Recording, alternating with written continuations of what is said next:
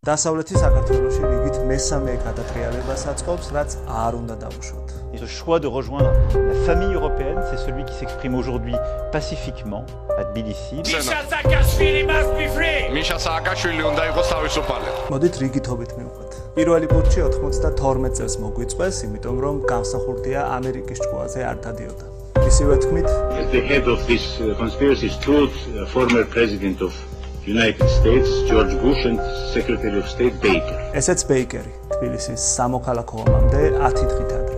Other governments, for example, Georgia, are showing already that communism can be replaced by governments that are authoritarian, and those are equally undeserving of our acceptance and support.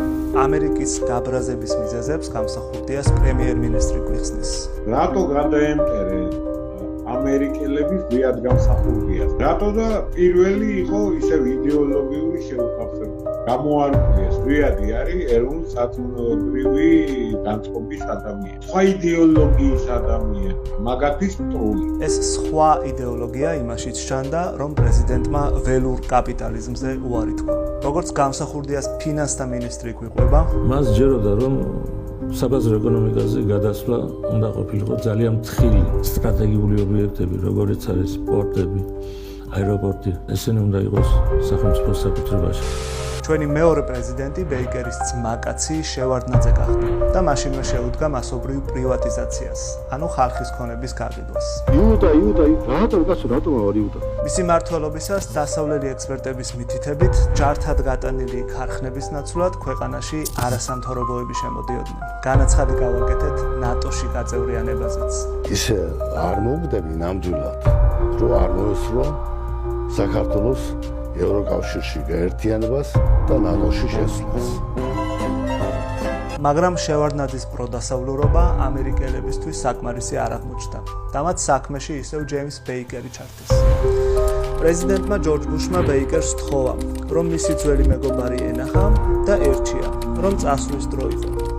შევარდნაძემ რჩევა არ გაითვალისწინა, რის გამოც ამერიკელებმა რიგით მეორე პუტჩი მოგვიწვეს, დასავლეთიდან დაფინანსებული რუსთავი ორის და არასამთავრობოების ხელით. კონკრეტული კითხვა რომ დაისვას საერთოდ გაუქმდეს. ზოგადად შეგვიძლია თქვა, რომ არის ხალხი, ვისაც აღელვებს დემოკრატიის ბედი და გვეხმარება. ვინ აფინანსებს ამ კლიპებს ირაკლი? ესენი არიან ის დემოკრატიული ინსტიტუტები და კერძო პირები. The American money helped a lot and was essential in creating the civil society. ამ დარბაზში 22 ნოემბერს მოხდა სახელმწიფო გადატრიალება. მე ვარ შვიდობიანი დემოსტანტი.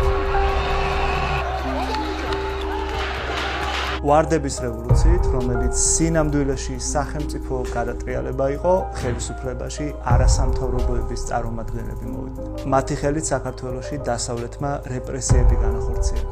ყველაზე აქტიური გმარელები ძალოვან სტრუქტურებში გადაანაწილეს. ბაჩუ ახალაია, სასჯელთ აღსრულების დეპარტამენტის თავმჯდომარე. კიდევ ერთი ენჯოშნიკი ვანო მერაბიშვილი შინაგან საქმეთა მინისტრად დაინიშნა. ორი გვამი მჭირდება. მომიტანეს ორი გვამი. всё. ნაციონალების რეპრესიები იმისთვის იყო საჭირო, რომ საზოგადოება წინვერ აღდგომოდა დასავლეთის მიერ ქვეყანაში გატარებულ კულტურულ და ეკონომიკურ რეფორმებს. ჩვენი ბუნებრივი მდგომარეობა არის ლიბერალიზმი. ყველაფერი არის ვაჭრობის საგანი, გარდა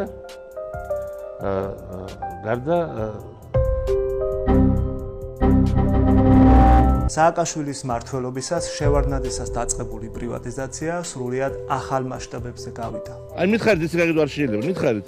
ასეთი ეკონომიკური მოდელის შედეგია ის, რომ დღეს ფოთისპორტს დანიელები ფლობენ, წყალს, რომელსაც თბილისში უსვამთ ესპანელები, ჰესების დიდ ნაწილს ჩეხები, ხოლო თბილისის აეროპორტს ფრანგები და თურქები მართავენ. მეტიც, როცა ბანკები სახლიდან ოჯახს ასახლებენ, ამოღებული თანხის დიდი ნაწილი მათი უცხოელი აქციონერების ჯიბეში მიდის.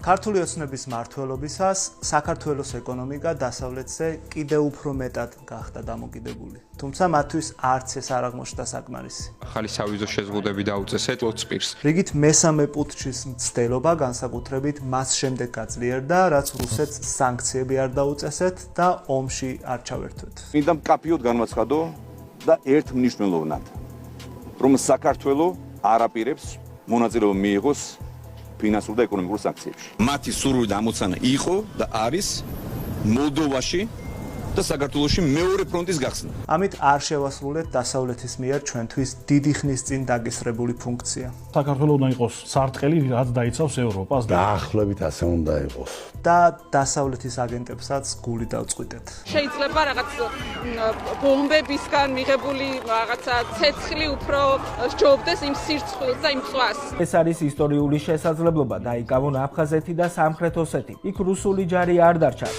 ნამდვილი დამოუკიდებლობისკენ სამომავლო ნაბიჯი დასავლეთთან სავაჭრო დისბალანსის გამოსწორება და ეგრეთ წოდებული თავისუფალი ვაჭრობის შეთანხმებების გადახედვა უნდა იყოს. Si no acompañamos a la liberación social y cultural con una liberación económica, ese país va a seguir siendo sometido. მანამდე კი, რადგან მაიდანს ჩვენი განადგურება მოჰყვება, მას ყველა საშუალებით უნდა დაუპირისპირდეთ. სიმართლე ჩვენ მხარესაა.